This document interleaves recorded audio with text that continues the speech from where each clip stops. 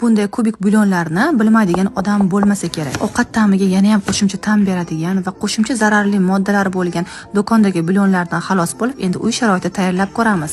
Qozonimizga yog'ni solib, piyoz va tovuq go'shtini shunaqangi qovurishni boshlaymiz. Ustidan maydalangan chesnok va ikkita sabzi va kabachki seldirlarni ham solib, yaxshilab qovurishni boshlaymiz. Ustidan tabga ko'ra tuz va murchni ham qo'shib oldim. Bir kosacha suvni solib, yarim soatga dimlab qo'yamiz. Qarabsizki, yumshoq bo'lib pishib, suvi ham kamayadi. Endi massamiz ustiga kurkumani solib, yumshoq qilib blender qilib olamiz.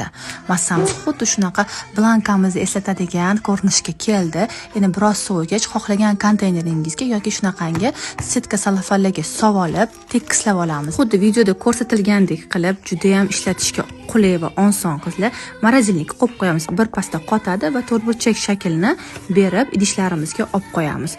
Asosiysi ortiqcha moddalarsiz foydali uy sharoitida tayyorlanadigan va ovqatlarimizni yana ham shirin qilib beradi.